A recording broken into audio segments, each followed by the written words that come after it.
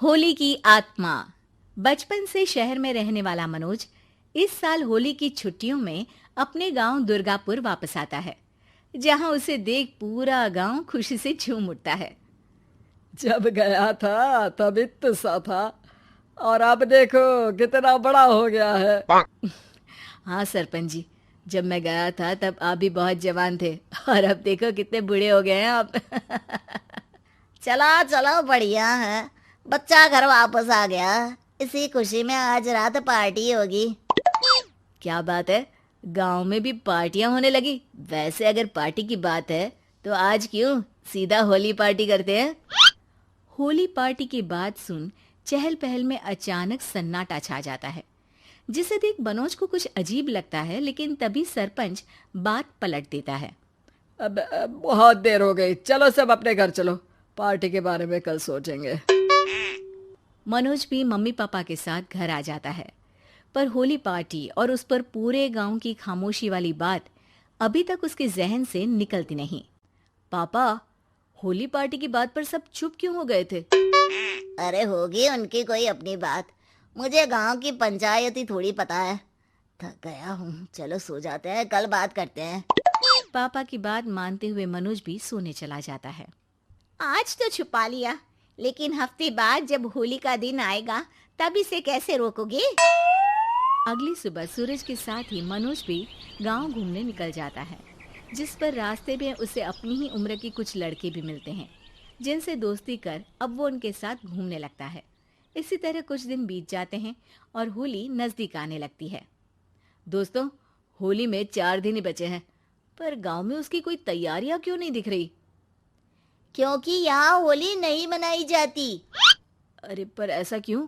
वो राजा भूषण। अरे तुम 4 दिन के लिए आए हो, क्या इतना सोच रहे हो? चलो कुछ खाने चलते हैं। इसी के साथ एक बार फिर होली की बात को टलते हुए देख मनोज को शक होने लगता है।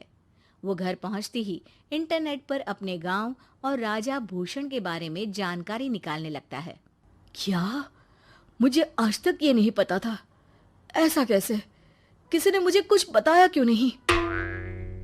सारी जानकारी लेने के बाद मनोज गांव वालों या अपने मम्मी पापा से कुछ पूछे बिना खुद ही उसकी सच्चाई के बारे में छानबीन करने लगता है, जिसके चलते वो राजा भूषण की हवेली में पहुंचता है। वाह, क्या हवेली है यार।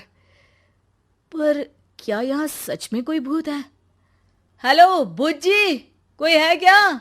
हम इस साल गांव में होली सेलिब्रेट कर रहे हैं, क्या आप उस पर थोड़ा इंटरव्यू देंगे? मनोज के ऐसा बोलते ही गांव में तूफान उठ जाता है और हवेली में रखी सारी चीजें हिलने लगती है। एक अदृश्य शक्ति मनोज को धक्का देकर हवेली से बाहर निकाल दरवाजा बंद कर लेती है। ये सब देख मनोज हैरान रह जाता है। क्या अभी मुझे हवा ने धक्का देकर बाहर निकाल दिया? मेरे होते हुए इस गांव में कभी होली नहीं मन सकती, इसलिए दोबारा ऐसी कोशिश भी मत करना, अंजाम बुरा होगा। आवाज सुन मनोज हैरानी से इधर उधर देखने लगता है, पर उसे कोई दिखाई नहीं देता। वो गांव वापस आ जाता है, जहां तूफान की वजह से सब कुछ तहस महस हो चुका होता है। आखिर ये तूफान आया कैसे? ना ऐसा कोई मौसम था और ना ही हमने होली का त्योहार मनाने की बात की थी।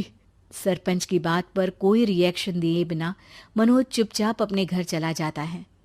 इस तरह देखते ही देखते होली का दिन भी आ जाता है और मनोज रंग लेकर गांव में निकल जाता है, लेकिन गांव पूरी तरह खाली होता है। अरे त्योहार का दिन है, धूमधाम की जगह मातम क्यों मनाया हुआ है? मनोज की आवाज सुन सब अपने घर की खिड़कियां खोल के घर के अंदर से ही उसे वापस जाने के लिए कहने लगते हैं, पर वो किसी की नहीं सुनता। तुझे पहले भी समझाया था, अगर होली खेलने की कोशिश भी की तो अच्छा नहीं होगा। अरे बात मान लो बेटा, तुम्हें सच नहीं पता। मुझे सब पता है। सालों पहले इस राजा ने एक अंधविश्वास फैलाया और आप लोग आज तक उसे मानते आ रहे हो। अरे बेटा, जब तुम पैदा भी नहीं हुए थे उससे भी बहुत पहले से इस गांव पर होली का श्राप है। अगर गांव में होली का त्योहार मनाया जाता है तो प्रलय आना पक्की बात होती है। राजा भूषण इस सब में नहीं मानते थे और त्योहार मनाने लगे, जिसके चलते होली वाले ही दिन पहले उनके बेटे की और फिर उनकी मृत्यु हो गई। तभी से गांव की रक्षा के लिए उनकी आत्मा उस हवेली में रह रही है। सबकी बातें सुन मनोज उलझन में पड़ जाता है। सोचना भी मत मनोज, अगर तुमने इस परंपरा को तोड़ने की कोशिश भी की तो उसका परिणाम इस गांव और गांव के लोगों के लिए अच्छा नहीं होगा। मुझे भी यकीन नहीं हो रहा कि आप लोग एक बेतुकी बात को मानकर सालों से रंगों के त्योहार को मातम की तरह मनाते आ रहे हो। मनोज किसी की कोई बात ना मानते हुए पूरे गांव में रंग बिखेर देता है, जिसके तुरंत बाद वहां तूफान के साथ बिजलियां गरजने लगती है। अचानक मौसम में ऐसा बदलाव देख जहां मनोज कंफ्यूजन में आ जाता है, वहीं गांव वाले डर से सहम जाते हैं।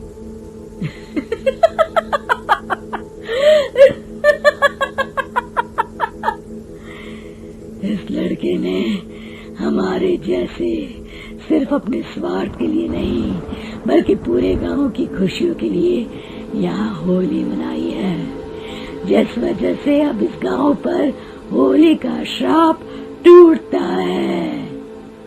ऐसा बोलकर राजा का भूत वहां से गायब हो जाता है, जिसके बाद गांव के लोग धूमधाम से होली मनाते हैं।